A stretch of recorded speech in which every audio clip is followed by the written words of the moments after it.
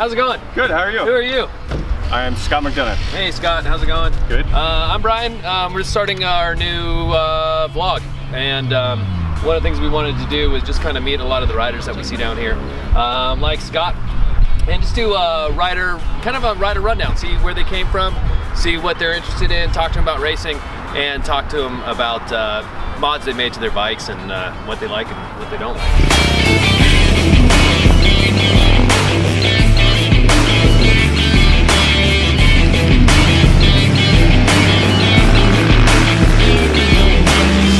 Scott's one of our instructors. He does private instruction here at Socal Supermoto.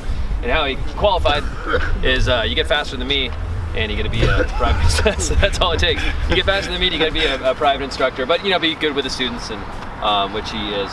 So that was your basically introduction to Supermoto, was coming and doing the school with us? Yes, first day was May 17th of 2019. So I did a class, and then I was hooked. The first time we went through the dirt section, it was a total blast, and so then I did another class 2 weeks later, and I was like, I'm not going to buy a bike, I'm just going to rent a bike. And then I did a class 2 weeks later, and then I was done. I was hooked. I bought a bike and bought a van, and you know, did the class 3 more times on my own bike, and then have been racing and stuff like that, and just every weekend, once or twice a weekend, I go riding now.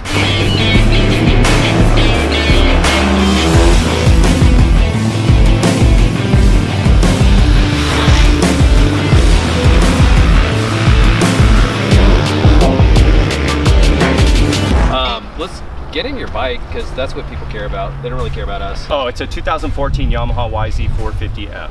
Nice. So it's fuel injected, but you still have to kickstart it like a grown-up. Like a manly man.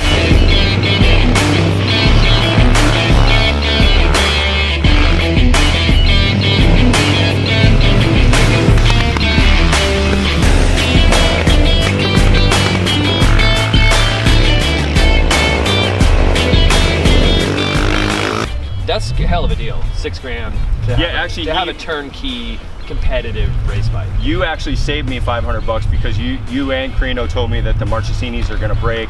Yeah. And he said, oh, I have an extra spoked rear wheel, and I'll take off $500 so they allow you to buy a spoked front wheel. So I got it for $5,500. Nice. And he gave me tire And Scott's trying to prove us wrong, because when he bought this bike, I told him he was going to break his Marchesinis, and you haven't broken them. Not yet.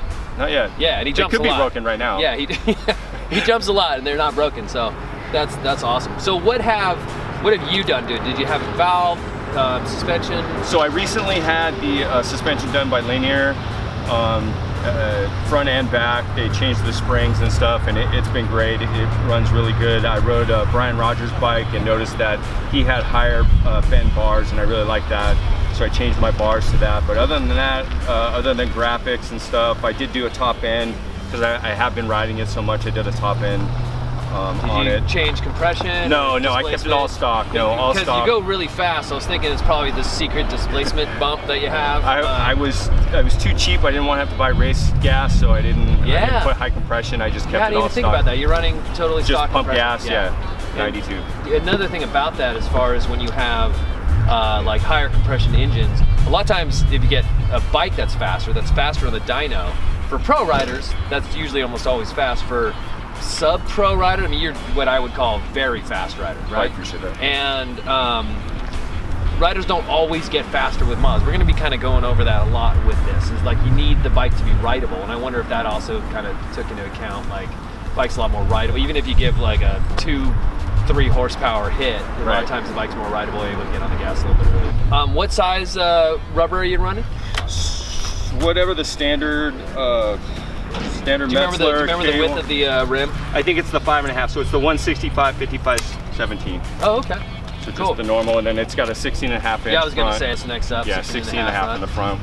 Were you able to compare it, or did it just come with the 16.5? So I wasn't able to. It just came with 16.5s, and then I did the same thing with the spoked wheel that I had made. I did a 16.5, and it seems to work fine. It turns good. Yeah.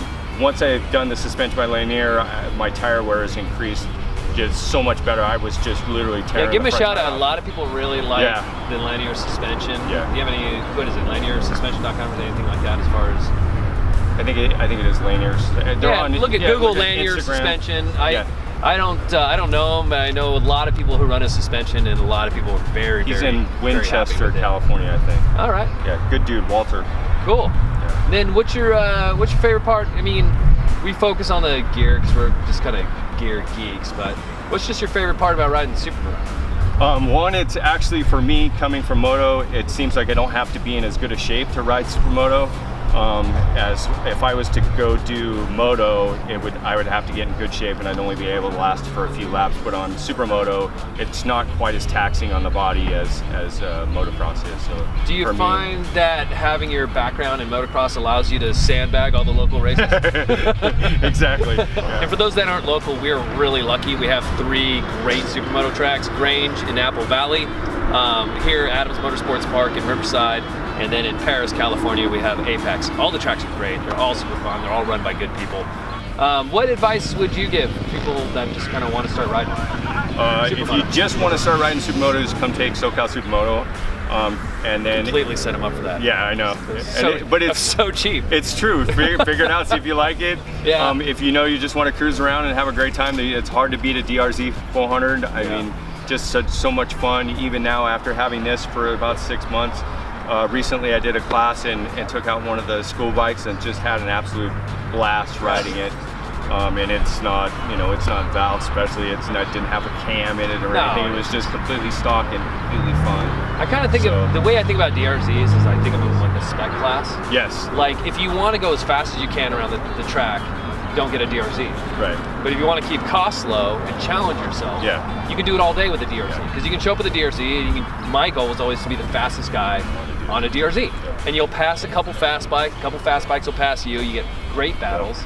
And that and the Dunlop Q3 Pluses were like with no warmers on or no anything. Warmers. They just like it was a cold they take day. 2 laps to warm up. It was great.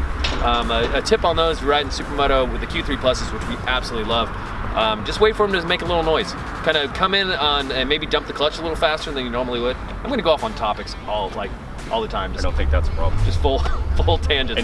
But if you're on Q3 Pluses and you're at the track, as you're coming in and you're braking, dump the clutch a little faster than usual, and just wait until you hear a little chirping. And once you hear chirping, which can be within 2 to 3 laps easy, you can pretty much send it. You're pretty much good to go at that point.